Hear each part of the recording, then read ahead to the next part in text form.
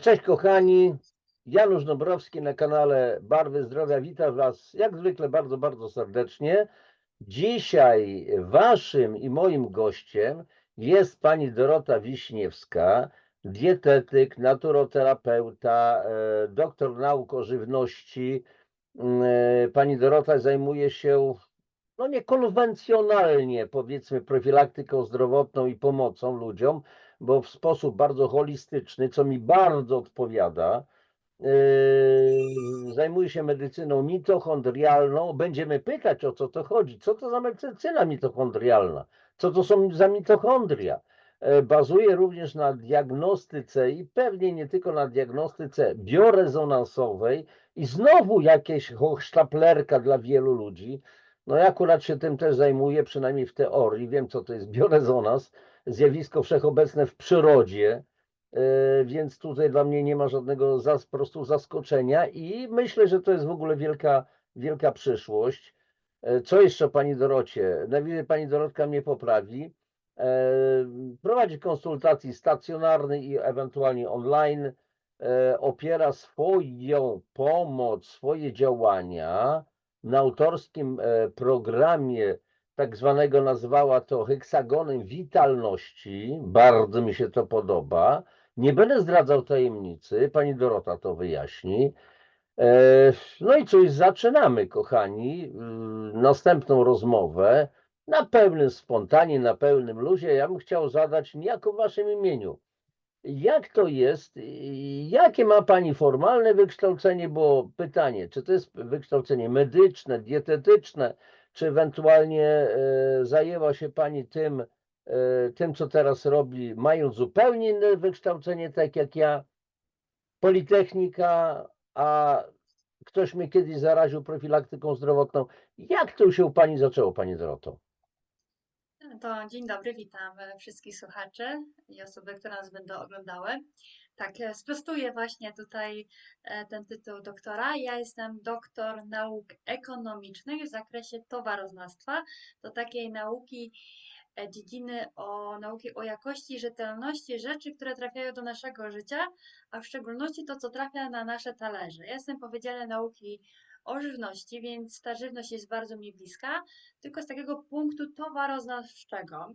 Więc podczas studiów miałam i też żywienie, i różnego rodzaju procesy, czy to procesy w mleczarstwie, czy w zakładzie mięsnym, więc mnie ta żywność jest bardzo bliska, ale nie tylko, bo towaroznawstwo to jest trochę szerszy obszar, gdzie też były kosmetyki, materiały, które trafiają Mhm. do naszego domu, plastiki, etc., etc.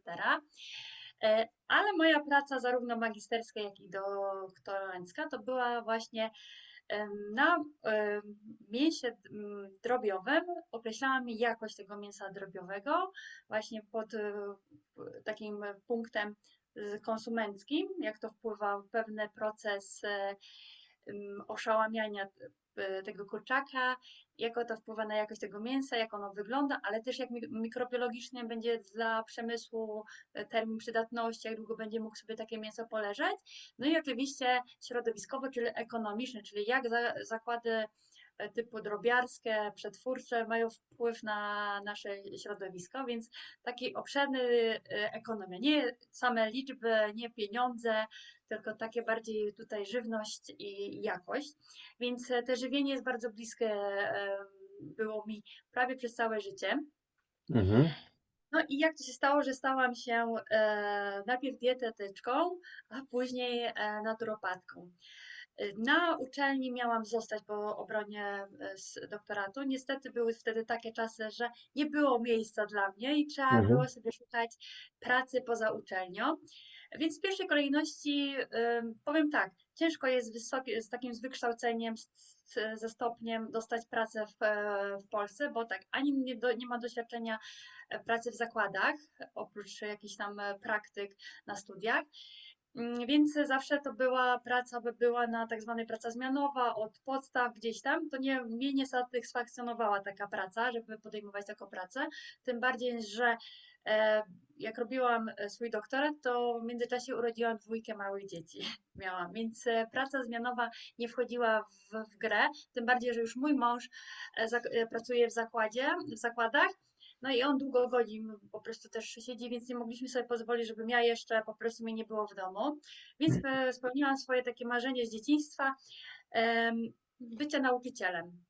To mi bardzo Mhm. dobrze wychodziło na uczelni, prowadziłam zajęcia ze studentami, więc powiedziałam, że spełnię się jako tutaj nauczyciel. Trafiłam też do takiej szkoły, gdzie miałam właśnie, to było technikum połączone z zespołem szkół zawodowych, czyli też i było gotowanie, Tak. więc też tutaj mi było. W szkole byłam tylko 3 lata i tam też tak się poukładało. Ja uważam, że nic bez przyczyny w życiu się naszym nie wydarza. To był piękny okres, nauczyłam się dużo. Utwierdziłam się w tym, że lubię i uwielbiam dzielić się wiedzą i niezależnie, czy to była wiedza z zakresu przemysłowego, czy też żywnościowego, ja po prostu nauczyłam się dzięki uczniom, dzięki moim małym dzieciom przekazywać wiedzę w sposób taki prosty, ten język techniczny, język naukowy, Mhm. przekładać na nasz taki prosty język.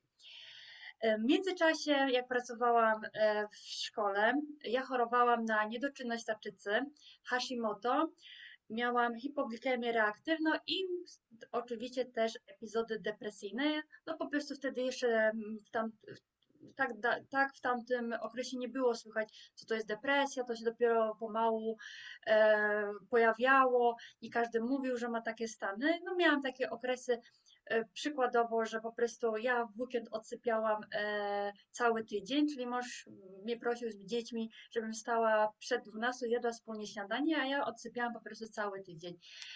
A po 16 z tej godziny zawsze jak wracał mąż z pracy i dzieci z przedszkola, to już miałam dosyć swojej wymarzonej rodziny, bo było dla mnie za głośno, był hałas, mnie to wszystko irytowało. To takie były właśnie stany depresyjne.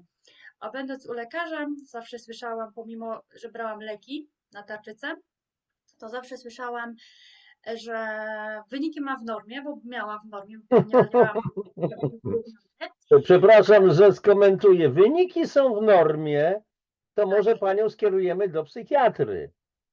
Przepraszam, że to jest taki okropny może wtręt, ale mamy akurat, no znam panią doktor nauk medycznych Danutę Myłek i czytam jej osobiście, między innymi jej książkę Od lekarza do kucharza, bo ona sama gotuje i ona mówi, że badamy wyniki, dziesiątki wyników, wszystko jest w normie. I co robimy? I wówczas kierujemy naszego pacjenta gdzie? Do psychiatry.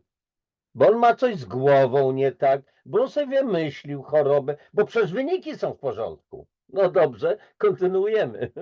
I na podstawie moich wyników lekarz zawsze, bo to było kilka lekarzy, zawsze tych endokrynologów miałam różnych, chodziłam.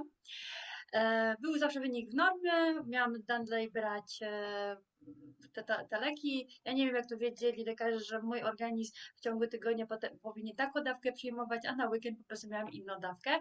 To było bardzo ciekawe. Później, jak się zajęłam tym, czym się zajmuję, to było mnie bardzo zaczęło śmieszyć to, na jakiej podstawie po prostu to było w gabinecie ustalane.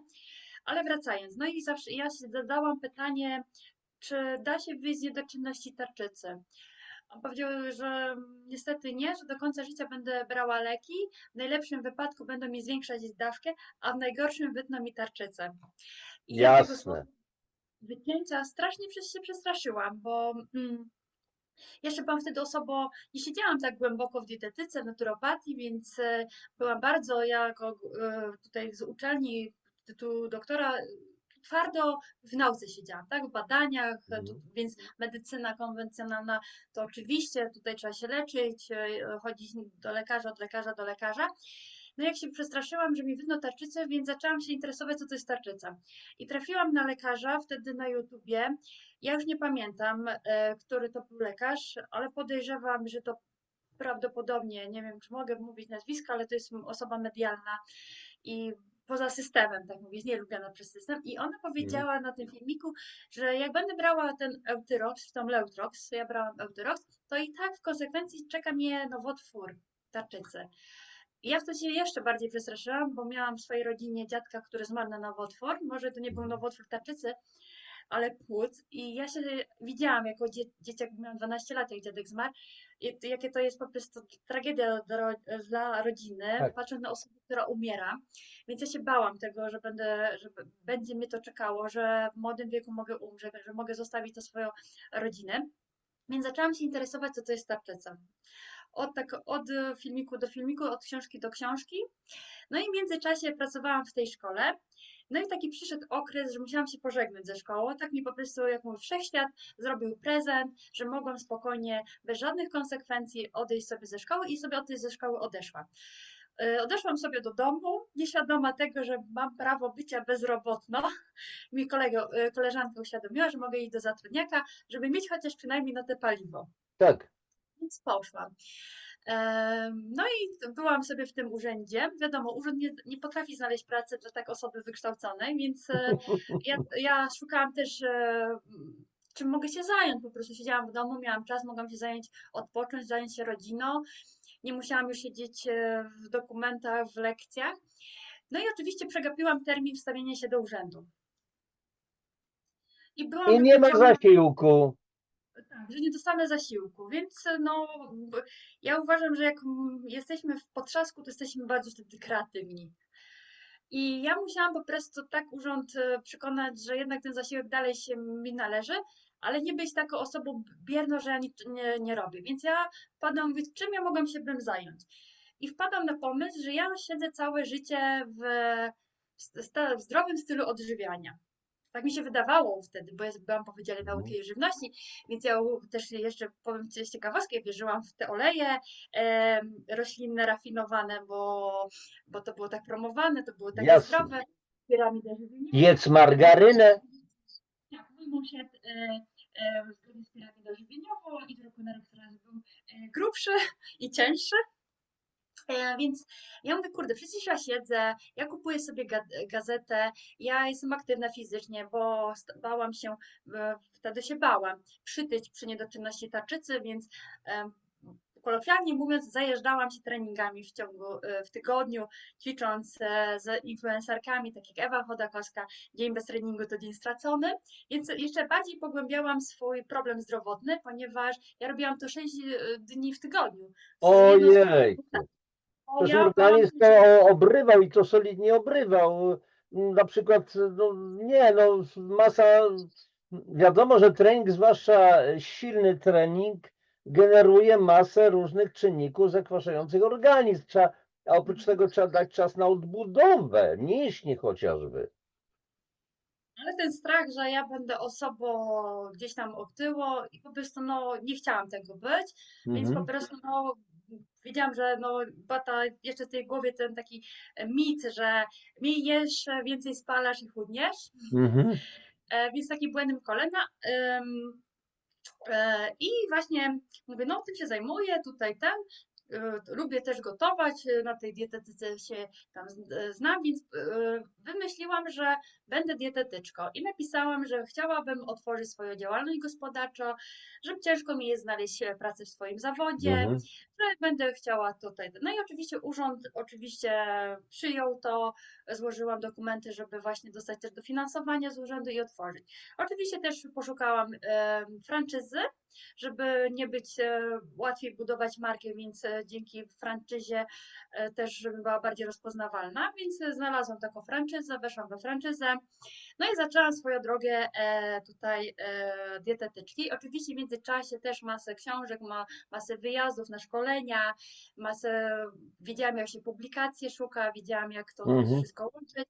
No i zaczęły mi się też oczy otwierać i zrozumiałam słowa profesora ze studiów, jak zaczynaliśmy, że studiowanie to nie polega na tym, że my przychodzimy i tutaj on daje nam rzeczy, wiedzę i my ją sobie uczymy jak w szkole i idziemy na egzamin, zdajemy. Studiowanie to polega samemu zgłębianie tematów. Dopiero po studiach zrozumiałam, co to jest studiowanie i do tej pory studiuję. Także Podobnie jak ja. tak. Dlatego jak moje dzieci się pytają, czy będą długo się uczyć, to ja mówię, to zależy od was, ale mama nadal studiuje.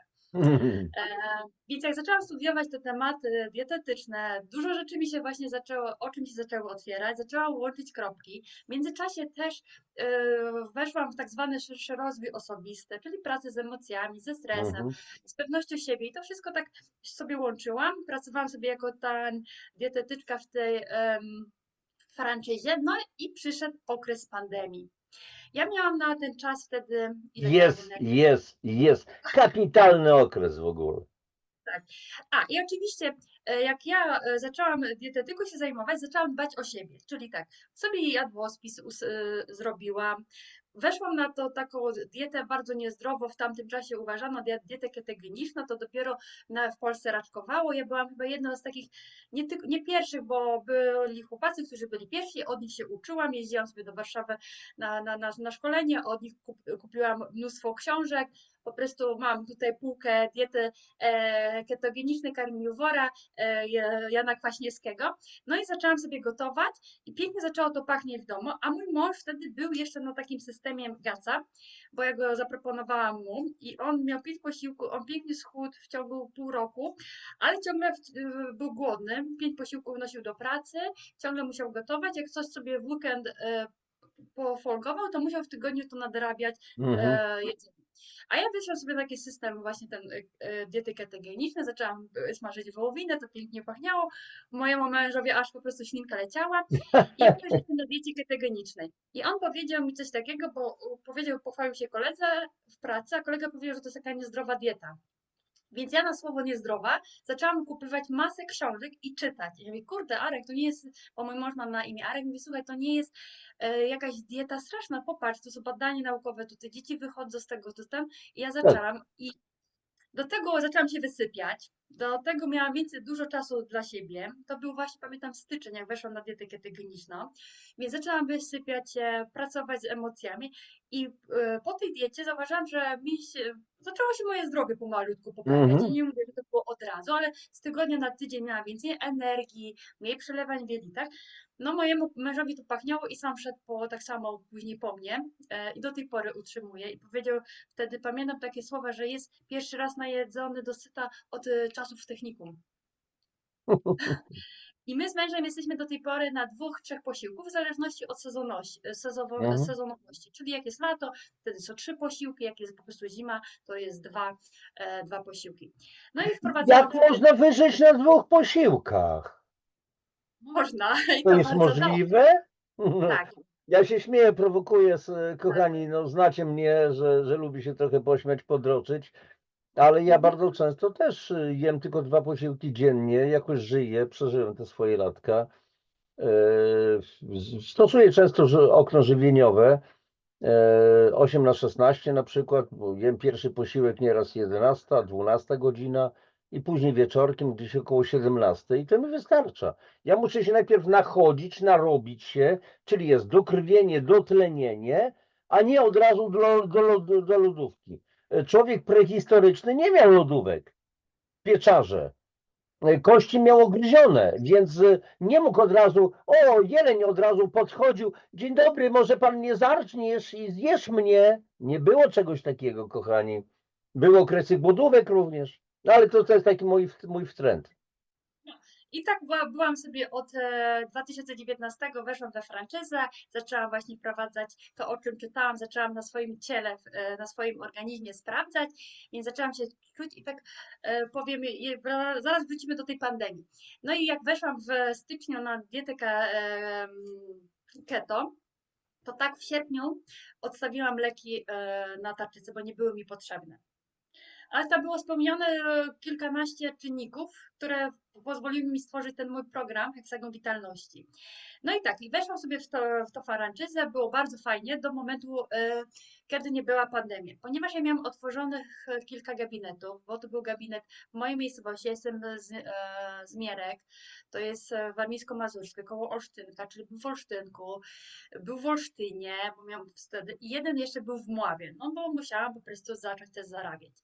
I w momencie pandemii, kiedy zamknięto nam, trzeba było zamknąć gabinety, ja nie pracowałam. Więc jak ja nie pracowałam, to ja nie zarabiałam, ale franczyzę trzeba było miesiąc opłacać. czy ja miałam klienta, czy nie. Koszty, koszty, koszty.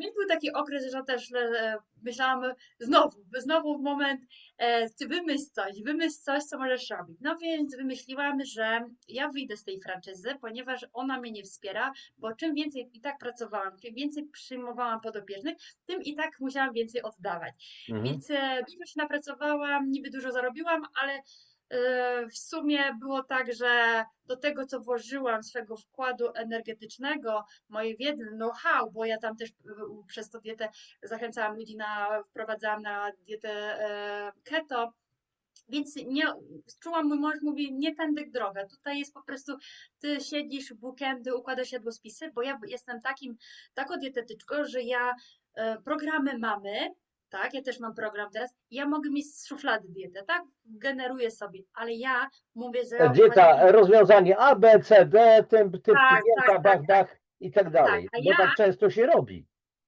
a ja indywidualnie podchodzę, ja patrzę, ja się pytam, co lubisz, czego nie lubisz, układam, patrzę, czy taki produkt, czy taki, a tam w Mhm. większości tych gotowcach to jest olej rzepakowy, ksylitole, Mhm. cuda nie widzę, margaryny i to, bo to zgodnie to jest z wytycznymi żywieniami, jakie mamy w Polsce. No i Oficjalnymi, tak. tak, więc ja zamknęłam te gabinety, leżałam i musiałam wymyślić. Wymyśliłam to i pan Janusz nam zginął. O tak, właśnie, słuchajcie, mam nadzieję, że się pojawię znowu. O, widzicie. Dzisiaj akurat mam, słuchajcie, nie przerażajcie się, jakieś techniczne problemy od samego rana i z panią Dorotką tutaj też chyba z 15 minut, żeśmy niestety, musiałem tu chocki klocki robić, żeby się po prostu połączyć, żeby był widzialny, ale już jestem. I wymyśliłam, siedząc na tej kanapie, że może wyjść z tej franczyzy, więc wyszłam z niej. Oczywiście złożyłam dokumenty. To się wiązało z tym, że nie mogłam przez rok przyjmować w obrębie 100 kilometrów od gabinetu. Więc sobie wyobraźcie, że jak ja miałam w Olsztynie, to w obrębie około 100 kilometrów, Olsztynek 100 kilometrów i Mława na Mazowszu 100 kilometrów. Więc ja miałam rynek pozamiatany. Ale było coś jak internet.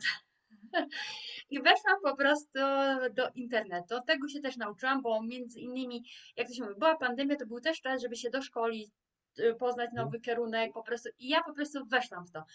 Znalazłam osobę, która mnie poprowadziła, weszłam sobie w online, co się okazało, że ja pomimo tego, że ja wtedy przyjmowałam obręb Olsztynek, Mława, ja zaczęłam przyjmować ludzi z całej Polski, z południa, co więcej, nas ze Słowacji, z Włoch, z Hiszpanii, z Anglii, z Islandii, z Niemiec. Oczywiście to byli nasi Polacy, no i oczywiście nie tylko, bo była też ze Słowacji koleżanka, która mówiła po polsku i prowadziła mnie też, ale jedną nogą już byłam w Stanach Zjednoczonych, tylko był problem z przelewem pieniędzmi. Nie wiedziałam, Tak, jak to zrobić, bo nie znałam jeszcze Revoluta, że tak można, a ta pani nie miała bliskiej osoby, żeby przelała mi w Polsce tutaj pieniądze. Nie, więc ja już byłam już w Stanach Zjednoczonych, więc to był ogromny dla mnie sukces zawodowy i do tej pory zostałam właśnie też w online. To pozwoliło mi, że jak była pandemia, mój mąż też ma taką pracę, że zmienia pracodawców i jeździ też trochę po Polsce. To więc spowodowało, że ja mogłam też wziąć dzieci, zamknąć dom i pojechać z nim w inne miejsce, ale w międzyczasie też uczyłam się innych rzeczy, bo czytałam o holistycznym podejściu do zdrowia. Dieta jest mi bliska, bo to jest basic podstawa naszego tutaj istnienia. No i co się okazało? Okazało się, że ludzie, którzy u mnie schudli, odzyskali figurę, odzyskali zdrowie, po roku czy półtora roku wracali do mnie. I to było świetne, bo mieli do mnie zaufanie. Ja się bardzo cieszyłam, mhm. że przychodzę, ale była taki niedosyt, że ja nie w pełni mogłem pomóc. I zastanawiałam się, że trzeba po prostu swoją działalność rozwinąć. I zaczęłam wprowadzać to, co ja robiłam, że zaczęłam o sen dbać, zaczęłam, żeby tutaj aktywność fizyczna, nie tylko dla spalania kalorii, ale tłumaczyć, po co mamy się ruszać, że praca z emocjami, ze stresem, etc., etc.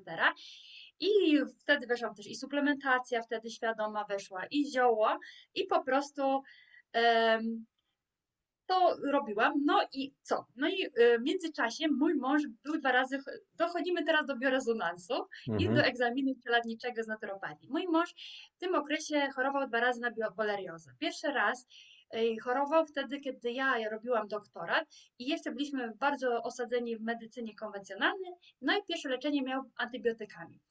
Oczywiście super, miał bardzo mądrą panią doktor, była to krótka terapia, ale jednak była. Spowodowało to, że został histaminowcy, zniszczył sobie po prostu jelita, bo to było też pokłosie tego żywienia z piramidą, czyli Mhm. na rano jadł zdrowo owsiankę, płatki owsiane z miodem i na mleku. Takie nagle śniadanko. Jedno z najgorszych połączeń w ogóle. Ale przecież wiemy, jaka była narracja Tak. tutaj owsianka i to wszystko, więc to owsianka mu smakowała i jednak puchł od tej owsianki.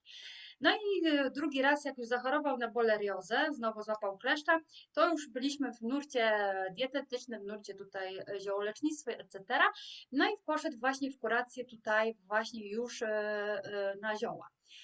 No i wyszedł mu wynik wtedy jeszcze, jak właśnie drugi raz dostał tego kleszcza, a nie, już był po leczeniu ziołami.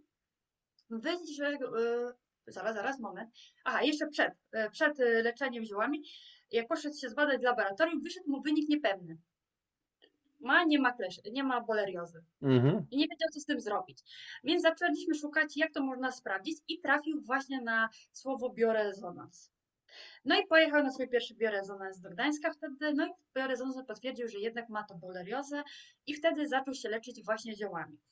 No i ten okres tego, wiadomo, wychodzenia do zdrowia jest troszeczkę trwa, no i musiał sprawdzić, a że już nie mógł jechać do Gdańska, bo już gdzieś indziej był w Polsce i bliżej mu było do Warszawy, więc pojechał do Warszawy. I oczywiście zabrał mnie i nasze dzieci, żebym zobaczyła, co to jest ten biorezonans Mhm. tutaj. I ja pojechałam i to obecnie moja koleżanka, ona mi tam właśnie, ona miała nas wszystkich czwórkę, to prawie cały dzień u mnie siedzieliśmy, bo miałam mnóstwo pytań. I ona mówi, ty jesteś dietetyczką, to patrz, słuchaj, taką masz wiedzę z naturopatii, popatrz, to jest biorezonans. Jak ona mi zrobiła biorezonans, ja nie mogę mu wierzyć, że ja jestem tak obciążona, że ja mam tego tyle, że naprawdę ja wtedy byłam tak osadzona w nurcie badań takich klasycznych, tego wszystkiego, że to jest niemożliwe, że miała Tak, aż tyle rzeczy. tak. Ale okej, jestem u terapeuty, wprowadzam to, co ona mi tam podała i no i oczywiście ja już byłam osobą zdrową, bo to już było po tym, że ja już wróciłam do zdrowia, po tym już dawno, po tym sierpniu, gdzie wyszłam bez leków, ale nie wiedziałam, że można być jeszcze zdrowszym. A to chodzi na przykład u kobiet, drogie panie, na przykład cykl miesiączkowy. Ja zawsze Mhm. miałam tak zwany zespół napięcia przedmiesiączkowego. Mhm. Owpitek, mamy miesiączki bolesne, etc. A jak ja się oczyściłam, to ja naprawdę nie wiem, co to jest okres. Ja nawet, żeby nie telefon, to bym po prostu miała wpadki wyjściowe. Także wiedziałam. I on mówi, słuchaj, masz taką wiedzę, spróbuj, tutaj szkolenie jest ten. I mój mąż mówi, słuchaj, nie weźmy to dla siebie. To mój mąż po prostu mi powiedział, bo idź i zrób kurs, kupmy ten aparat, Tak. nawet dla nas. No i ja oczywiście poszłam na ten szkolenie, oczywiście szkolenie, bo nie trzeba jeszcze wiedzę zdobywać, praktykę, to powiem panu, że mój mąż był pierwszą osobą, która był tak przedziobany, że miał rany na palcach, bo ja się tego wszystkiego uczyłam, sprawdzałam, do tego stopnia, że moje dzieci, jak się już nauczyłam, to im płaciłam, żeby byli moimi klientami po prostu, żeby siedzieli. No bo wiadomo, to jest testowanie jest długie, nie? To jest czas, bo to trzeba spokojnie tutaj posprawdzać, więc to jest długo, więc żeby ich zachęcić, żeby mogła pracować też z dziećmi, musiałam moje dzieci, więc musiałam im po prostu płacić za to, że ich tam przetestowałam. I to też była fajna droga, bo pozwoliło mi pracować też z dziećmi, bo ja też pracuję z dziećmi. No i Mhm. oczywiście, jak zrobiłam ten egzamin certyfikowany posługiwania się tym biorezonansem, to ona mówi: słuchaj, to ty zrób sobie ten tytuł czeladnika naturopaty, nie? Ja mówię, okej, no pewnie, nie? No i oczywiście też się do niego przygotowałam. I jak się człowiek przygotowuje, to znowu mnóstwo książek. I tak zostałam dietetyczką, naturopatką, trenerką mentalną. I zauważyłam, że to, co robię dzisiaj, mi to sprawia pasję. To jest dla mnie przyjemne. Ja Mhm. ze studiów i ze szkoły wyniosłam to, że ja uwielbiam dzielić się wiedzą. Dlatego też jestem prelegentką, też piszę artykuły do Harmonii, jestem też jednym z współautorów kalendarza Zdrowie bez O, leków. pięknie. Mnie znaleźć. Też publikuję na portal Zdrowie bez leków online, też można o mnie poczytać. Co więcej, też gazeta, tutaj patrzę, ściągawka, jestem też w oficynie MM, wydawnictwo prawnicze, bo jak byłam w szkole, to no ja jestem taka kobieta orkiestra i ja to po prostu z różnych beczek sięgam. I tam była gazeta Miesięcznik Dyrektora. Taka szkolna gazeta dla Mhm. nauczycieli. Ja go brałam, czytałam, żeby być na bieżąco, bo myślałam, że kiedyś zrobię karierę w szkole, że będę może w przyszłości wicedyrektorem, a może w przyszłości dyrektorem, więc wysoko mierzyłam, więc też musiałam To się już żadna kariera, od razu mogę powiedzieć. Ja też byłem dyrektorem, miałem 1200 uczniów, ponad 100 ludzi załogi. To jest bardzo ciężka służba, jeżeli się to poważnie traktuje. ale jak mówię, jestem już to nauczycielem, więc trzeba coś robić w kierunku, żeby nie być tylko zwykłym nauczycielem, tak? Więc ja czytałam tą gazetę i tam można było napisać komentarz. Więc zaczęłam pisać do gazety komentarz. I tam mnie zauważono po prostu. Zauważyła mnie pani redaktorka i ja już później poprosiła mnie też o napisanie artykułu do gazety i ja powiedziałam, że ja już nie jestem nauczycielem, ja już jestem dietetyczką. Ona to świetnie, bo tam jest ta wydawnictwo, one Mhm. publikuje też do domów opieki społecznej, etc., więc taki dietetyczny napis, żeby napisała. I do tej pory współpracuję też również z tą gazetą, więc jestem i też tam piszę. I więc jeszcze później Harmonia przyszła właśnie Zdrowie bez leków, Mhm. naturalne zdrowie. Ostatnio też zostałam, dalej karierę naukową robię, bo zostałam wykładowcą Międzynarodowej Uczelni Nauk Społecznych, Medycznych i Prawnych. Online będę też miała zajęcia ze studentami. Pięknie. E, Więc wszystko to, co lubię, po prostu też robię. I Mhm. ta historia, to moje życie, moja praca ze samym sobą, z mężem, z dziećmi i z podopiecznymi spowodowała, że zrozumiałam, że ja muszę mieć pewien system. Muszę po prostu wszystko to złożyć, żeby nie pracować w chaosie, żeby ludzie wiedzieli, na czym pracuję. No i powstał ten wspomniany przez Pana heksagon witalności. Mhm. To jest system, 6 obszarów. Ja mogę tu pokazać, jak to będzie widać. Taką przygotowałam. W ogóle heksagonalne układy, słuchajcie, plaster miodu to jest układ heksagonalny. Bardzo mocna struktura, spotykana wszędzie w przyrodzie. Tak. Ja bardzo mocno zajmuję się nie tylko właśnie tutaj tarczycą, bo tarczyca mi jest najbardziej bliska, bo ja ją przeszłam, ja powiem, że jestem na bieżąco z publikacjami, z książkami, czytam, doczytuję, łączę kropeczki i to nawet jak można zauważyć, to jest też kształt takiej tarczycy. No właśnie, myśli i emocje widzę, a jest Tak, takie zjawisko somatyzacja stanów emocjonalnych. Soma, ciało, tak? A tak. więc to, co myślimy, czego nie załatwimy w swojej psychice, różne traumy, różne stresy, przez to się odbija później na naszym ciele. I dlaczego my chorujemy? Pigułką można to załatwić jedynie? No nie za bardzo. Dlatego totalna biologia, tak, tutaj jest Tak, wszystko totalna się biologia wpisuje. oczywiście. Wpisuję, bo myśli jest impulsem elektrycznym przez układ hormonalny zamieniany na odpowiednie hormon. Tak można to po prostu zdefiniować na język taki, jakby człowiek chciał być, jak to się mówi, materialny, żeby to dotknąć, tak? Myśl po prostu jest taki PEDR, to jest przekonania, czyli w przekonania wchodzą nasze myśli i emocje, bo to się łączy Tak. generuje nasza decyzję.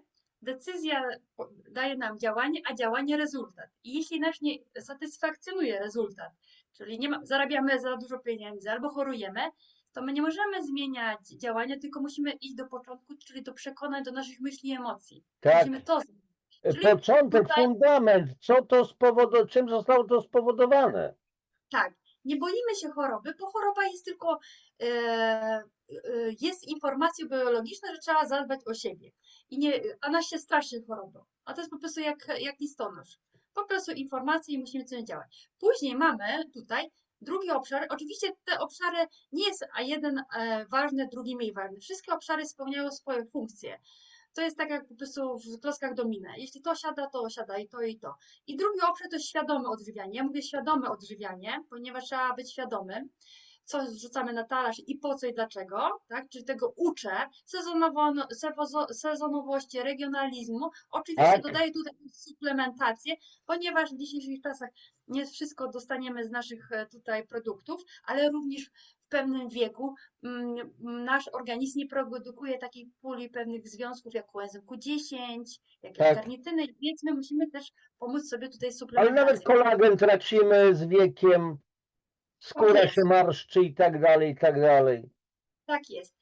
Co więcej, czym więcej stresu, tym więcej potrzebujemy magnezu, witaminy C, bo to nasze nadnercza tutaj to wszystko metabolizują, więc w żywieniu tego, jak my jemy, tego nie dostarczymy aż takiej ilości. Co więcej, w świadomym odżywianiu to też jest prawidłowe nawodnienie, o którym zapominamy często. Oczywiste. Bez wody nie będzie, kochani, nie będzie pozytywnych efektów żadnej terapii. Bez czystej wody. Ja zresztą się specjalizuję, że tak powiem, w wodzie. Woda to jest mój konik od lat, plus pola magnetyczne i tak dalej. To tylko wrzutka. Bez wody nie będzie żadnego postępu, żadnej kuracji. 75% naszego organizmu to woda, 25% to masa stała, a konwencjonalnie lekarze oddziałują wyłącznie na te 25%, bagatelizując 75% Tak. środowiska, czyli innego. Bez wody nie ma żadnej reakcji biochemicznej w naszym organizmie. Koniec, kropka po prostu. No nasze enzymy, nasze hormony, nasza krew, nasza limfa, płyn mózgowo-rdzeniowy, sperma, ślina, to wszystko jest woda. Tak, tak. Kwasy, to co produkuje, z czegoś się musi wyprodukować, a z pustego salonu nam nie naleje. No i idziemy sobie dalej, to jest aktywność fizyczna. I aktywność fizyczna nie chodzi tutaj o liczenie kalorii, ale chodzi o to, że o naszą, po pierwsze, masę mięśniową, to jest naszą polisą metaboliczną i hormonalną. Metaboliczną, bo to w naszych, tutaj będziemy pomału dochodzić do tej medycyny mitochondrialnej. Mhm. Mamy komórki, w tych komórkach mamy mitochondria i to nie jedno, dwa, tylko to są setki od, Tak, od kilku setek tak. mitochondriów, które produkuje dla nas energię, ale ta energia produkowana jest z glukozy lub z kwasów tłuszczowych. Więc jeśli chcemy spalać to, co jemy, no to potrzebujemy dużo mitochondriów. A gdzie my ich mamy? No oczywiście najwięcej w sercu, bo to jest mięsień, ale też i w naszych mięśniach. Więc my tutaj masę mięśniową trzeba zachować, bo później w wieku dojrzałym, panie Januszu, takim trochę większym niż mój wiek, 70 plus, dochodzi No zwłaszcza właśnie, to dotyczy mnie. u kobiet, u mężczyzn w ogóle po 30 roku dochodzi do sarkopemii, czyli do rozkładu masy mięśniowej. Ale ona z wiekiem przyspiesza. Jeśli my nie ćwiczymy, może nie ćwiczymy, nie korzystamy z naszej masy mięśniowej, to organizm mówi, nie jest ci to potrzebne, a to, że dużo mnie to kosztuje składników odżywczych, no to trzeba to po prostu zlikwidować. To jest jedno. I masa mięśniowa, ona tutaj nam spala to, co my jemy, ale też produkuje odpowiednie nam enzymy, hormony, oksytocynę, żeby po prostu być szczęśliwym. Co więcej, aktywność fizyczna to nie jest tylko czynnik fizyczny, ale to też jest umysłowy, bo nasza głowa łączy się z naszym resztą ciała i po prostu jeśli ktoś jest aktywnie fizyczny, ten jest sprawnie też i umysłowo.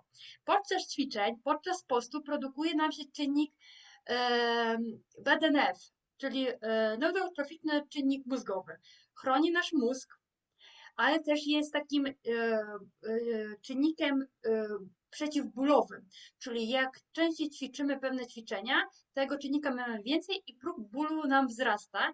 I na TEDx jest piękny taki filmik o panu, który miał 64 lata i robił deskę, taki plank, 10 ponad godzin. A był chory na właśnie taką fibromialgię, straszny ból. I on Tak, 10 godzin. bóle niewiadomego pochodzenia w Tak, zasadzie, tak, tak, fibromialgia. tak. Tak. Tak. Układ hormonalny, tu tak samo jak powiedziałam, często panie odchudzają się bez aktywności fizycznej, tracą wszystko. I masę mięśniową, bezcenną i tkankę tłuszczową. Nachodzi to na okres perimenopauzalny, czyli 45 rok życia i one szybciej przybierają na wadze, a trudno im się odchudzić i rzucają problem na hormony. A to nie jest problem z hormonami, to jest to brak masy mięśniowej. Jak Mhm. to można zauważyć, ja to mówię na wykładach chude nóżki, a tutaj takie większe. Typowa otyłość brzuszna, więc nóżki, zapałki i brzuszyidło. Tak. Czy to u panów, czy to u pani również? A u panów co? Gdzie testosteron produkujemy? Oczywiście dzięki właśnie mięśniom nóg. Największe to są mięśnie pośladkowe, mięśnie łód czteroboczne i naprawdę nie trzeba chodzić na siłownię, żeby je wzmacniać. Wystarczy, że będziemy ćwiczyć w domu 2-3 razy serię przysiadów. Przysiady, dokładnie. Nie trzeba trzeba, chodzić na słuchajcie, nieraz wydawać dużej kasy z przeproszeniem na siłownię, na trenerów personalnych. To są proste rzeczy niejednokrotnie. Tak.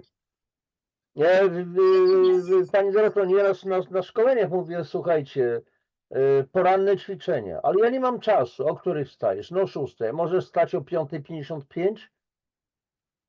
5 minut chociaż, na samym starcie. Nawet ćwiczenia lenia w łóżku. Można głową kręcić, można w różny sposób. Można ręce zaciskać na przykład, można przegubami, można ewentualnie tak, można nogę unosić, trzymać, podginać stopę i tak dalej. To są proste ćwiczenia. I jeszcze dalej mówiąc o naszych mięśniach, mamy w łydce mięsień, który jest naszą drugą pompą, drugim sercem, bo nasze serce daje radę przypompowywać krew w obrębie tutaj klatka piersiowa do połowy, a reszta nogi zajmuje się nasza łydka. I to jest też pompa dla naszego układu limfatycznego, więc jak my się nie ruszamy, no to układ limfatyczny też stoi, bo drugą pompą jest przepona, więc jak my siedzimy, to ani przepona nie działa, ani łydka nie działa. Co więcej, mięsień łydki, mięsień płaszkowaty nie gromadzi glikogenu, zapasu cukru. Dlaczego? Ponieważ po posiłku pozwala nam obniżyć poziom cukru we krwi, pod warunkiem, że się ruszamy. Bo wtedy jak się O ruszamy, to właśnie chodzi. zaciąga po prostu tą glukozę z krwi i obniża nam się poziom cukru po posiłku. Ale większość ludzi co robi? Po posiłku siada albo się kładzie. Oczywiście nie chodzi o to, żeby zacząć biegać, bo to zaraz by się nam skończyło źle, ale chodzi o taki ruch, że wstajemy, robimy coś i wracając do tego, że ktoś mówi, że nie mam czasu. Słuchaj, ja zawsze mówię tak, idziesz myć zęby, stoisz przed lustrem, to weź się powspinaj na paluszkach, żeby mięsień już zaczął pracować. Stoisz przed ubraniem, I weź co ja mam tak jak małpa skakać? A co ludzie powiedzą? No ludzi w łazience nie będzie, to po pierwsze. Jakby przed lusterkiem wstań i zrób sobie 5 przysiadów, chociaż 5, 10, to jest ta chwila, moment, tylko no trzeba po prostu chcieć i być chyba świadomym, tutaj, nie? Dobra, lecimy O sobie to dalej. właśnie chodzi, trzeba być świadomym. Tak. I to jest właśnie, ja tego uczę świadomości. Poprzez heksagon uczę świadomości, po co pewne rzeczy my robimy. Wewnętrzna harmonia, czyli praca ze stresem. No, dzisiaj to jest po prostu tak jak mycie zębów. Trzeba zadbać o tą Tak. wewnętrzną harmonię, bo biologia jest, proszę Państwa, zero-jedynkowa. Albo jesteś w trybie walki i ucieczki, albo w trybie relaks i trawienie. Nie ma stanu pośredniego. I trzeba się zastanowić, w jakim ja trybie funkcjonuję. I nie trzeba tutaj mieć wielkiego stresu typu finansowy, problemy z pracą czy też chorobą, ale pośpiech, przebodźcowanie informacyjne, przebodźcowanie światłem niebieskim, presja czasu, to też generuje nam kortyzol. I jest tak, że my po prostu 24 godziny, tak nasz media społecznościowe, ten mainstream prowadzi, że my musimy być jak te chomiki, 24 godziny na dobę wydajni, sobota, piątek, I niedziela. bieganie w kółku, bieganie w kółku. Kobieta tak samo, niezależnie w jakim jest cyklu menstruacyjnym, ja tak mówię do kobiet, tampon i na siłownię. Nieprawda.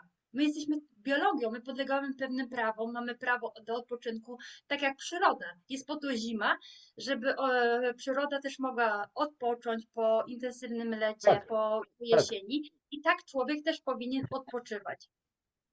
A my mamy nowy rok kiedy, panie Januszu? 1 stycznia, w środku zimy. To tak jakby wejść do sadu i pukać w jabłko, żeby dała nam owoc.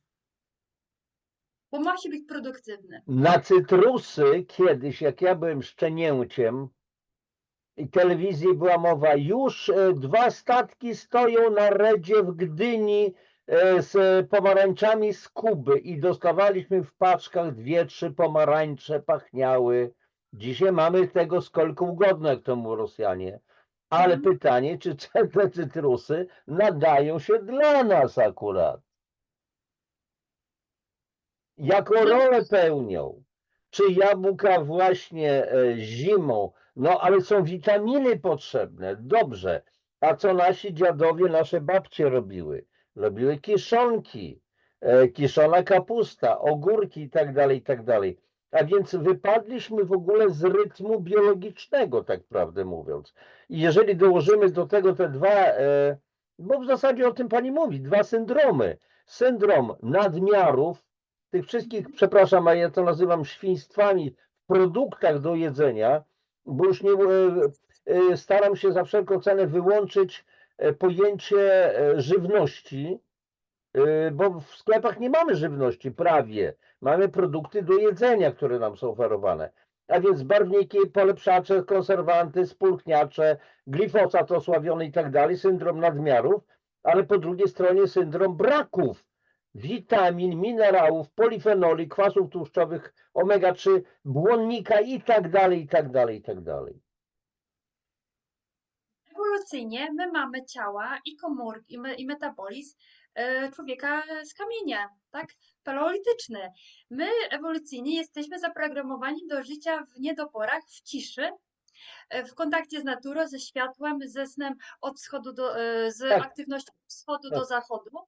A my dzisiaj żyjemy w nadmiarach. Nadmiara jedzenia, nadmiaru światła niebieskiego, chaosu, różnego bodźców informacyjnych i też dźwiękowych, bo my na co dzień tego, nasz umysł tego już nie rejestruje, raczej świadomie nie rejestruje, ale podświadomie on to czuje. Klimatyzacja, komputer, który tam się chłodzi, tu lampa, tam lodówka. I to nasze ciało po prostu Tak, możemy mówić, przepraszam, znowu w trend, Mhm. o ekosystemie akustycznym i o ekosystemie elektromagnetycznym, kochani, bo z tego większość z nas po prostu sprawy nie zdaje. Czym nam to grozi? Jesteśmy otoczeni wszędzie elektromagnetyzmem. To nie jest już elektromagnetyzm Ziemi, komputer, lodówka, pralka, odkurzacz, oczywiście laptop, oczywiście komórka, oczywiście światło, oczywiście przewody elektryczne w ścianach i tak dalej, i tak dalej. I nie zdajemy z tego sprawy, jak na nas to oddziałuje. Na każdą, to jest na oddziaływanie na poziomie subkomórkowym. Rewelacyjnie po prostu z ogromną przyjemnością słucham tego, co pani w ogóle mówi. Tak, i ja tego właśnie między innymi, właśnie jak ze mną osoby podejmują współpracę, ja tego uczę, ja otwieram po prostu, ja niczego nowego nie wprowadzam, ja wszystko pokazuję to, co już było odkryte, tylko po prostu pokazuję, łączę im kropeczki, albo sami sobie ludzie łączą kropeczki, ja pokazuję, że Tak, jak my jesteśmy ewolucyjnie niedostosowani do dzisiejszych czasów, bo no niestety ewolucja tak szybko nie zachodzi jak postęp technologiczny. Ale wracając do mojego heksagonu, to jest kolejny obszar, sen i regeneracja. A jak tutaj się jeszcze cofnę do wewnętrznej harmonii, to są też naucze, jak właśnie przełączać się z trybu walki, ucieczki do trybu relaksu, jak to możemy robić w ciągu dnia. I naprawdę to są darmowe po prostu rzeczy, 24 godziny dostępne dla nas. Tak jak oddech, tak jak chwila z filiżanką wody, czy też tam szklanką wody, czy też herbaty, czy też ziołem.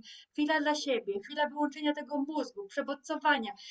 E, Na przykład teraz też wchodzą takie modne posty dopaminowe, to znaczy odłączenie się na jakiś czas od telefonu, od komputera, tego, żeby po prostu odłączyć się od tej O nie, nie, nie, elektryczności. nie, pani Dorotko, przepraszam, zaprotestuję, ale ktoś mi przysłał, ja muszę zobaczyć, no, muszę przeskrolować, nowa wiadomość na WhatsAppie, na Telegramie, ja muszę to zobaczyć, ktoś może do mnie napisał, o, ktoś do mnie zadzwonił nawet przed chwileczką, no ja muszę to wiedzieć. Nie wiem, jej ty pan zauważył, ale ja też zauważyłam u siebie i już ten odruch wyeliminowałam, że mam telefon na dole, bo mam tam taki też z pięterkiem i dzwoni telefon, a ja biegnę jak ta szalona po tych schodach, żeby odebrać. A ja mówię, jeju, gdzie ja żyję, jak na smyczy po prostu. Tak, Przecież nie mogę tak. oddzwonić. Świat się nie zawali. Ja też mam przestrzeń, muszę mieć przestrzeń dla siebie i ja się nauczyłam, że jak moja córka mówi, mama, ktoś dzwoni, a ja mówię, jak dzwoni, to zadzwoni drugi raz, a jak coś ważnego, to napisz. Dokładnie, z komórką wielu z nas chodzi do toalety nawet.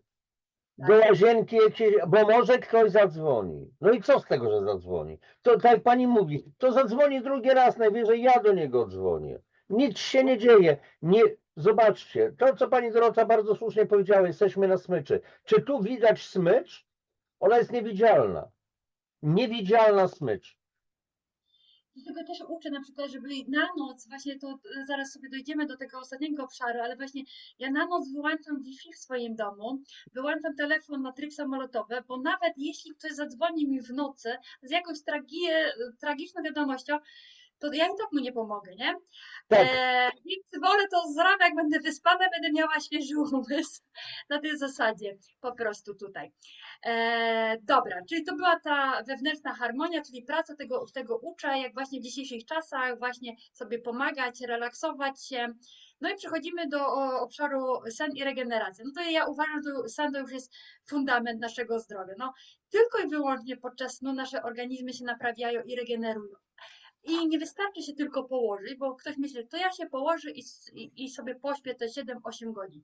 Ważne jest to, w jakich my to godzinach robimy, bo oczyszczanie, naprawa i regeneracja odbywa się tylko w godzinach między 22 a 2 w nocy, ale żeby to się nastąpiło, my musimy mieć pulę tak zwanego hormonu melatoninę, ale melatonina z pustego też się nie wyprodukuje. Żeby ona się wyprodukowała, to ona się produkuje nam z serotoniny, a serotonina powstaje z białka, z jedzenia. Więc jeśli nie mamy w jedzeniu białka, to nie będzie serotoniny. Jak nie będzie serotoniny, nie będzie melatoniny i nie będzie jakościowego, dobrego snu. Co więcej, melatonina nie produkuje się wyłącznie wieczorem, bo tak się zakłada, że wieczorem mamy skok melatoniny. To prawda, ale żeby był ten skok piękny i puszysty i taki gęsty, odżywczy dla naszego organizmu, to my musimy dać z rana sygnał naszemu organizmowi. Nasze oczy muszą zobaczyć pierwsze promienie słoneczne, ponieważ badania najnowsze mówią, że melatonina tylko w 5% powstaje w szyszynce, a w 95%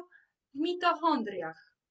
I jeśli my żyjemy cyfrowo od samego rana, w 4 ścianach betonowych, bez słońca, nie mamy wtedy melatoniny, idziemy spać, niby śpimy, a rano wstajemy i nie mamy siły. Bo nie ma melatoniny, która jest prekursorem do innych Zapasu hormonów. po prostu, zapasu. No tak, no bo z pustego Salomon nam nie naleje. A z melatoniny powstaje hormon wzrostu, powstają też później, i to przechodzi w hormony tarczycowe, TSH, Tak. po nocy mamy skoki TSH, później mamy nad ranem produkcję FT4 i FT3. Ja na hormonach tarczycowych zjadłam po prostu zęby, więc ta gospodarka hormonalna jest mi bliska i coraz bliżej, bo wchodzę w okres perimenopauzalny, więc jeszcze bardziej się interesuję swoją gospodarką hormonalną, żeby wolniej się starzeć i nie mieć problemów, jak się mówi, z okresem menopauzalnym, bo okres menopauzalny, drogie panie, to jest taki egzamin maturalny z naszego życia, jak dbałyśmy o siebie wcześniej, a nie w czasie później, jak mamy menopauzę. Ono tylko nas sprawdza. Więc ten sen jest po prostu dla mnie świętością. I spanie 7-8 godzin pomiędzy 22 a 6 będzie dawała inny biologiczny sygnał naszemu ciału niż spanie od 12 do 10 rano. To Tak. będą dwa inne zupełnie sygnały.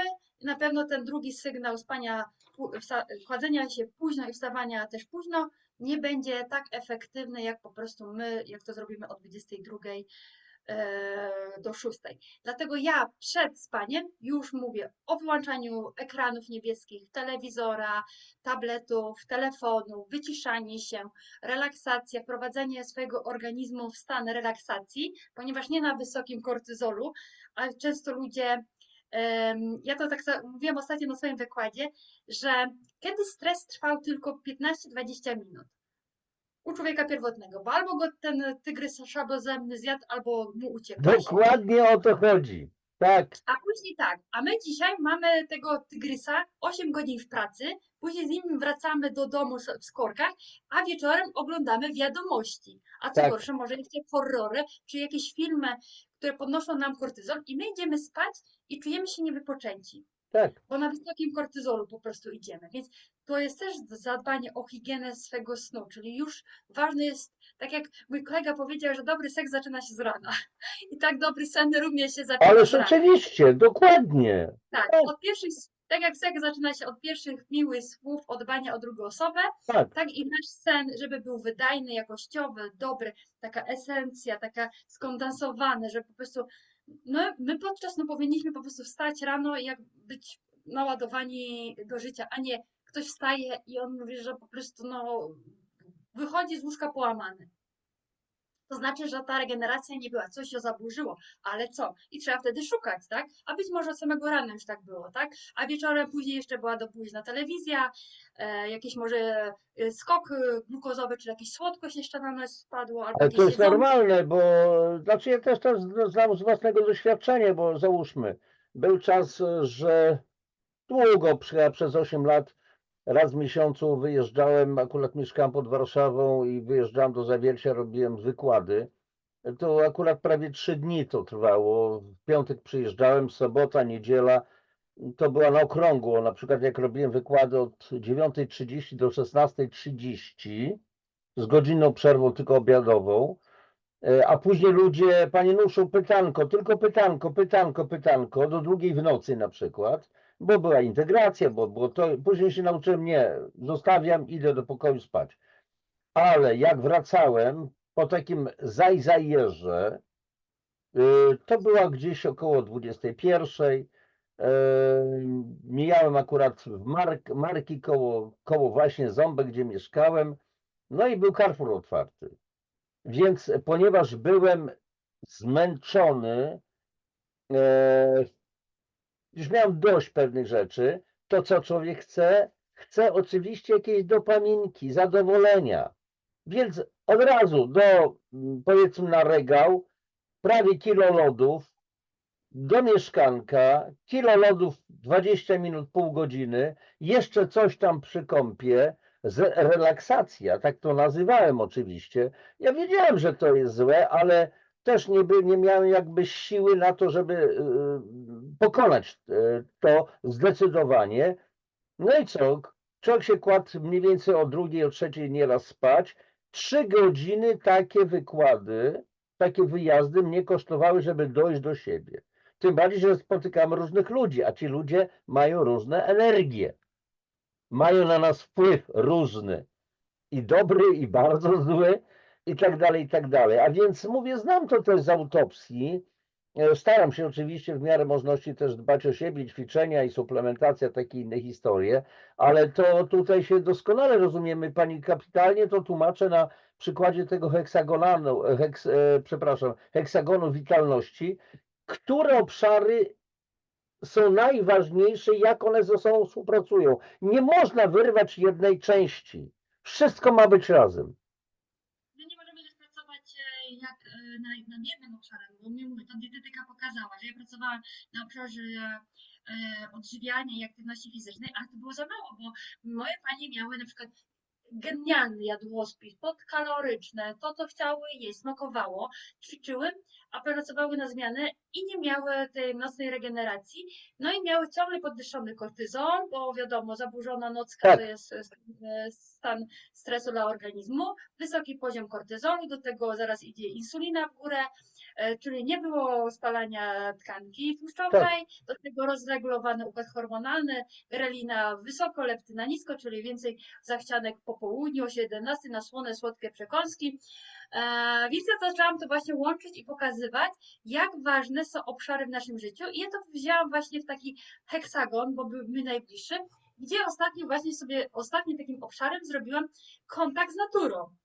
Bo przypomina, bo my jesteśmy częścią natury i podlegamy jej prawom, czy tego chcemy, czy nie, czy my tych praw zmanamy, czy nie, to jednak na nas oddziaływuje. I my biologii, czym bardziej my tę naturę chcemy poprawiać, albo czym bardziej od niej się oddalamy się, tym bardziej chorujemy. Ja mówię, biologię trzeba zrozumieć i z nią współpracować. I co chodzi w obszarze kontakt z naturą? To jest ten rytm okołodobowy, o którym wspomniałam, czyli kiedy słońce wstaje, nasz organizm ma zegary wewnętrzne, już to jest Tak. temat na kolejny jakby wykład, webinar. że organizm nie potrzebuje tego zegarka na ręku czy w komórce. On wie, kiedy ma co produkować, ale żeby to zaczął produkować, musi dostać sygnał naturalny w postaci światła słonecznego, czy też Przez pierwszego. powieczki dociera już, nas to budzi, niby mamy zamknięte oczy, ale to jest sygnał dla szyszynki między nimi i nie tylko przecież. Tak, on dzięki kortyzol nas budzi, bo dzięki temu człowiek pierwotny się budził bez budzika, tak? Bo takie mamy mechanizmy, to jest po prostu czysta biologia. Więc ten kontakt z tą naturą, z tym światłem, żeby organizm wiedział, kiedy co produkować. Co więcej, żyjemy, tak jak Pan powiedział, w świecie elektromagnetycznym, gdzie te telefony, komputery, co tam więcej, Wi-Fi, pralki, lodówki, roboty, które czyszczą nam podłogę. To wszystko jest podłączone do prądu. Jesteśmy od jeszcze pół biedy, jak ktoś ma domek wolno stojący i dalej jest od sąsiada, ale żyjemy w bloku, gdzie za ścianą tak samo routery. My tego może fizycznie nie czujemy, ale nasze komórki to strasznie czują. My jesteśmy czysto chemio i fizyko. Tak. Nasza krew powinna być naładowana ujemnie, ale przez te pole elektromagnetyczne zmienia swoją polaryzację, jest jedna cząsteczka będzie dodatnia, druga ujemna, zlepia się, mamy gęsto wodę, krew, nie pijemy wody, robią się różnego rodzaju skrzepy, co nas po prostu uziemnia, rozładowuje. No oczywiście, że ziemia. I to pokazuje właśnie refleksologia, jak to właśnie, ja się uczę Tak. właśnie refleksologii, bo to jest też genialne, żeby poznać, co możemy przez refleksologię. Więc uziemianie. Dlaczego ludzie w lato, na wiosnę czują się ekstra, bo jak zdejmują buty, są na plaży, no oni się Mhm. wtedy po prostu rozładowują i czują się lepiej. Nasze prababki, ale nawet jeszcze moja mama, jak pracowała na swoim gospodarstwie, jak szła bielić z warzywa, robiła to na boso. Część Oczywiście, to jest po prostu akupresura stóp. Masa tak, stóp na stopach. Słuchajcie, no dla was, kochani, naszych oglądających, naszych gości, dla was to nie jest żadna tajemnica, że na stopach jest masa punktów witalnych, które trzeba po prostu masować. I myśmy to masowali w sposób naturalny zupełnie. A dzisiaj nałóż buciki, bo nóżki pobijesz, albo się przeziębisz, albo to, albo tamto. Warstwy betonu, warstwy asfaltu, mieszkamy na wysokich piętrach, gdzieś tam w blokach, odległość od Ziemi, czy od pola magnetycznego Ziemi, tego naturalnego, a za to masa tych pól elektromagnetycznych sztucznych, przemysłowych, tak prawdę mówiąc. i nie Tragedia. mówić jeszcze o tych wieżach 5G, nie? Także tutaj już w No, ogóle. to jest jeszcze jeden temat. Tak, Jak to tak, wpływa na komunikację między naszymi komórkami, które się posługują przy pomocy fal milimetrowych? One rozmawiają, te nasze komórki. A jaka jest częstotliwość nadawania 5G? Fale milimetrowe. To tak jakbyśmy teraz z panią Dorotką sobie rozmawiamy i nagle ktoś tam włączył jakieś głośniki albo czterech ludzi u pani i u mnie stoi i coś nadaje między sobą, a my się nie możemy w ogóle dogadać, porozumieć. Po prostu to jest taki tylko przykład, pewna metafora tego, co się dzieje. tak. Nie możecie czytać tego tak dosłownie, bo to jest takie tylko sprostowanie, takie proste rzeczy. No i co jeszcze daje nam natura? No oczywiście kontakt z naturą, czyli przebywanie w lesie, na łonie, wycisza nas, tak? Te fale, te dźwięki, które natura, szum drzew, śpiew ptaków, szum wody, to powoduje, że nasz mózg, on się po prostu oczyszcza, on się regeneruje, on zwalnia, nie tylko na tych beta częstotliwościach łubu-dubu, więc tak zwany to teraz taka bardzo ładna nazwa do tego, kontakt z naturą, przebywanie w lesie, no wyszło mi z głowy takie słowo ładnie, to jest też taki proces przebywania właśnie, spacerowania właśnie w lesie, nie myślenia o niczym, tylko po prostu bycie tu i teraz. Tak, będzie tu i teraz. Tak, ale też na przykład przytulanie się do drzew, to Tak, też jest właśnie tutaj, czy też dalej kontakt z naturą, morsowanie, czyli właśnie też kąpiele te zimne. Nie dla wszystkich oczywiście od razu i naraz, trzeba też się do tego przygotować i zobaczyć, w jakim jest nasz organizm stanie. Co jeszcze daje nam natura? No oczywiście, no to co bezcenne nasze zioła różnego rodzaju, tak, które nam pomagają. tutaj w dochodzeniu do równowagi i harmonii, bo ja zawsze też powtarzam, ja nie jestem doktorem, ja nikogo nie leczę, ja tylko Znaczy, nie stwarzam jest pani lekarzem w tym sensie. Tak. tak, lekarzem. Ja tylko stwarzam warunki organizmowi do naprawy i regeneracji. O Nasz to organizm, właśnie chodzi. on choruje z dwóch przyczyn. Jedna z przyczyn jest to, że albo ma czegoś za mało snu, za mało składników odżywczych, za mało Niedobory. vitamintów, tak, za mało miłości, albo za dużo stresu, za dużo toksyn, etc. Nadmiary.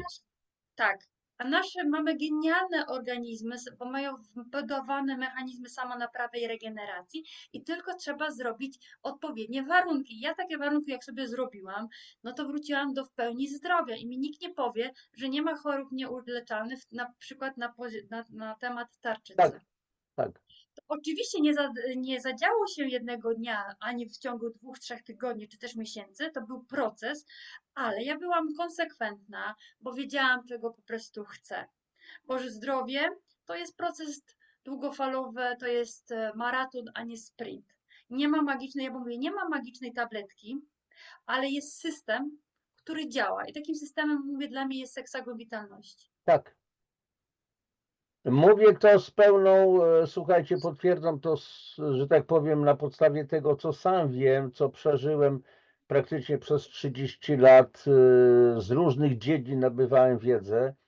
Bardzo mi się to podoba. No zresztą myślenie mamy identyczne praktycznie. Właśnie ja po raz pierwszy słyszę o tym heksagonie witalności. Chodzi o nazwę samą, piękna nazwa, ale generalnie tymi samymi nienazwanymi dziedzinami ochrony zdrowia, powrotu do zdrowia też się tym zajmuje. Sen, emocje i wszystko to, co pani powiedziała, ja mówię, nie miałem tego nazwanego, ale w gruncie rzeczy to robimy to po prostu to samo, a więc mamy podobne wnioski. Pani Doroto, no już mamy godzinkę praktycznie tego naszego czystej tej rozmówki, więc na dzisiaj zaraz będziemy kończyć, bo za półtorej godziny mam następne nagranie, ale Dobrze, ale umawiamy się z góry na następne, bo to są bardzo ciekawe rzeczy. Ja bym chciał bardzo porozmawiać na temat też biorezonansu, jak to działa, dlaczego to działa. Trzeba byłoby wyjaśnić ludziom. No, siedzę w tych tematach, ja wiem to teoretycznie, powiedzmy sporo, natomiast nie zajmuję się, nie mam aparatu, nie mam, to jest jakby nie moja działka. O. Ktoś jest, kto jest fanem, zajmuje się i z pełnym szacunkiem, ale też porozmawiałbym chętnie o tej medycynie tak zwanej mitochondrialnej. A co to takiego jest? No to mam nadzieję, że pani Doroto, pani wyjaśni wszystkim nam, wszystkim naszym oglądającym naszym gościom w przyszłości. Myślę, że za jakiś miesiąc, może szybciej, może dłużej, zobaczymy. Umówimy się sobie na następne spotkanie, na następną przeciekałą rozmowę. No ja tutaj z ogromną przyjemnością słucham tego, bo widać w pani pasję, to się czuje. Bo wiadomo, to nie jest, słuchajcie, to nie jest dla samych pieniędzy robienie. Jeżeli ktoś robi coś tylko wyłącznie dla cashu, dla kasy, to już u mnie po prostu nie będziemy się rozumieć. Najpierw trzeba mieć pasję i widzieć człowieka, a pieniądze to będzie efekt uboczny tego, co robimy i zasługujemy na te pieniądze. Dlaczego? Bo godzien jest robotnik zapłaty swojej.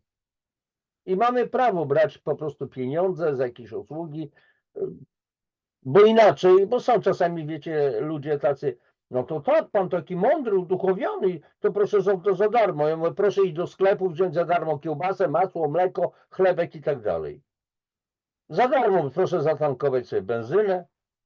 To jest pani wiedza wieloletnia, wieloletnie doświadczenia, wieloletnie próby na sobie samej i ma pani Dorotka, już mówiąc o aspekcie finansowym, ale tak samo mnie dotyczy, tak samo innych różnych ludzi, którzy pracują w ten sposób.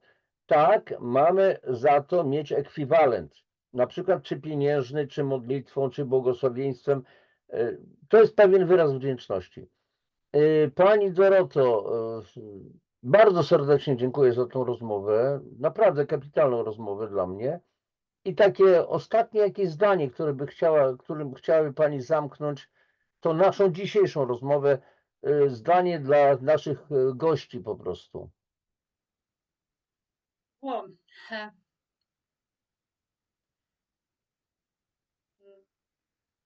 ciężko mi powiedzieć jednym takim No, zdaniem. przykładowo jednym zdaniem, może to będzie kilka. Ja się wsłuchałam po prostu w Pana, jak tutaj pan to też genialnie właśnie tutaj powiedział o naszej pracy, o naszej tutaj energii, bo to wszystko też, to co my dajemy, to wkładamy pasję, serce, to jest energia, no i po prostu musi być jakby to we wszechświecie trzeba się wyrównać tę energię, nie? To w postaci właśnie pieniędzy czy to informacji.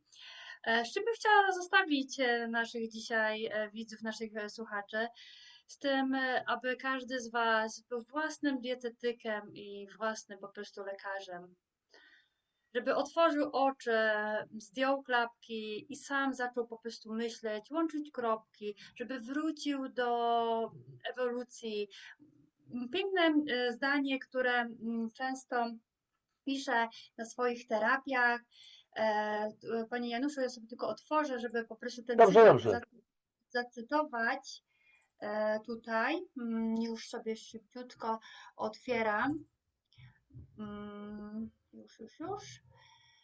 To powiedział Teodozjusz Dobrzański. Nic w biologii nie ma sensu, jeśli jest rozpatrywane w oderwaniu od ewolucji. Bardzo dobre zdanie. Tak. Także zostańmy swoimi dietetykami, lekarzami. A jeśli nie potrafimy, to korzystajmy z usług osób, które po prostu się na tym znają, dla których to jest to pasja i żeby się uczyć od nich po prostu. Nie zachęcam właśnie do obserwowania różnych osób, które się tym po prostu zajmują. Jasne. Zgłębiać. Jeśli nie wierzycie, to jest jedna zasada. Nie wierzę, sprawdź na sobie. Ja tak Tak, podchodzę. Jeśli ktoś mi coś mówi o terapii, jestem sceptyczna, okej, dobra, sprawdzam. wszystko. Tak, Kochani, będziemy dzisiaj już kończyć w tej chwili. No, nie zrobiłem tego na samym początku, ale na koniec, mam nadzieję, że wielu z Was dotrwało. Bardzo Was proszę oczywiście o komentarze do tej naszej dzisiejszej rozmowy. Mieliśmy naprawdę cudowną rozmówczynię. Już tak wielu tych moich rozmówców, rozmówczyń, nieprzeciętni ludzie. Dziękuję jeszcze raz Pani Doroto za to, że żeśmy się spotkali w ogóle w życiu. Więc oczekuję, słuchajcie, na jakieś komentarze, na dzielenie się waszymi wrażeniami, doświadczeniami, ale też o lajki. Chodzi o to, żebyście się dzielili też tymi linkami ze znajomymi. O co chodzi? Wiecie doskonale, wielokrotnie o tym powtarzam, że chodzi mi o to, żeby te audycje na moim kanale, na naszym kanale, one żyły dalej. Bo tu nie chodzi o to, że ego Dąbrowskiego urośnie, och Boże, jakie to jest cudowne. Tu chodzi o wiedzę, o informacje, o ten merytoryczny przekaz, który pochodzi od nieprzeciętnych ludzi, którzy pochodzi z różnych badań naukowych, które ja wyszukuję, jakieś perełki, wszechświat mi po prostu podrzuca, a więc po prostu mówię, lajki, subskrypcje, komentarze, niech kanał idzie do góry, dzięki Wam on istnieje. No i do następnego zobaczenia również z Panią Dorotą. Wszystkiego dobrego. Bardzo dziękuję. Życzę najlepszości. ja, Papatki. ja również dziękuję panu Januszowi za zaproszenie, że mogłam się podzielić z cząstką siebie i swojej wiedzy. Pa, pa. Dobrego.